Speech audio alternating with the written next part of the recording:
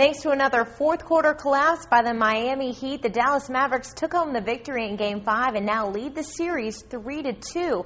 For the 7th straight year, the LC Lady Cats are headed to the NCAA tournament. The LSU baseball Tigers took a series win over Princeton this weekend, but couldn't complete the sweep as they suffered their first loss of the season. Those senior starters will leave a big hole on the Lady Cats bench, but a host of underclassmen have already shown they're ready to step up to the plate. On your side in Pineville, Lizzie Hill, News Channel 5 Sports. The Grant Cougars may be young, but don't let it fool you. After taking their licks last season, these guys have made a point this year to not let it happen again. Teams have been practicing all week long, and these guys are ready to hit the river for the real thing on Saturday. And joining me now is race chairman Wayne Dinley. Wayne, thanks for being with us. As a redshirt freshman with the LSU Shreveport Pilots last season, Stute did most of his work out of the bullpen. Now with the Aces, he's making the transition to starter, a role that suited him well.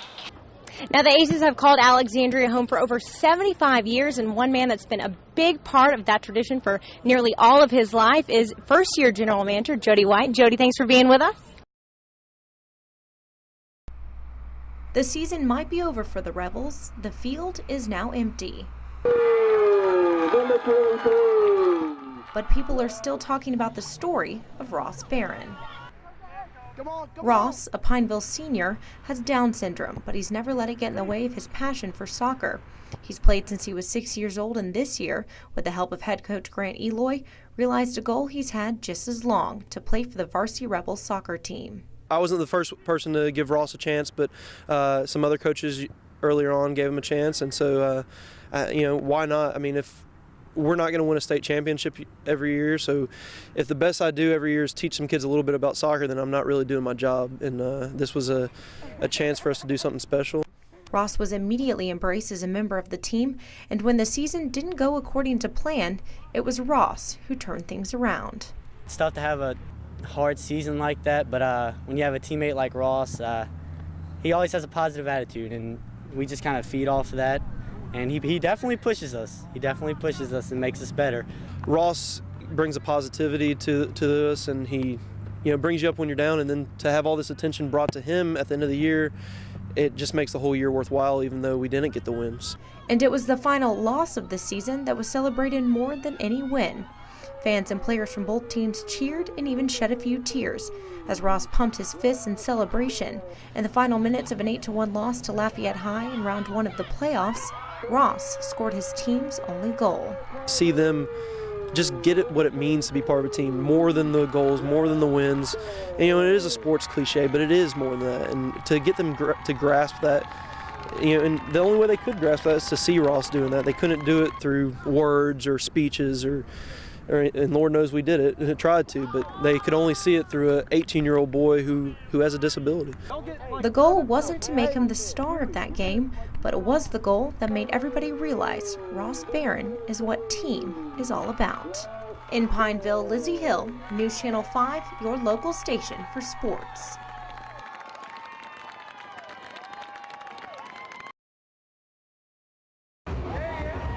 The Crescent City is known for its partying atmosphere, and seen as the hometown Saints are in the Super Bowl, this weekend is no exception. My buddy called me and said, let's go to New Orleans, watch the Super Bowl on Wednesday, and we're here.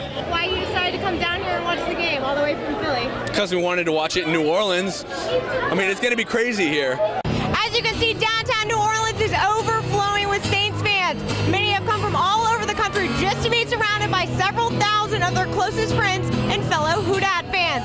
Members of the Houdat Nation who couldn't make it down to Miami figured New Orleans was the next best thing, or maybe even better. There's no place else I'd rather be. The party will be here. Miami's got nothing on it. And so why did you pick coming to New Orleans over Miami, where the Super Bowl actually is taking place? I can't stand Florida. Not only did Saints fans flock from all over to cheer on the boys in black and gold, a few folks from Indy came to join in on the fun. When the Colts made it and the Saints were in it, my friends told me I could not wear my blue and white down here because they were afraid for my life. Well, Saints fans are nice, though. They are. You know what? I have been down here and I have the most respect for them. We love the city of New Orleans, even though I'm not a Saints fan, and we knew this was the place to be. On your side in New Orleans, Lizzie Hill, News Channel 5 Sports.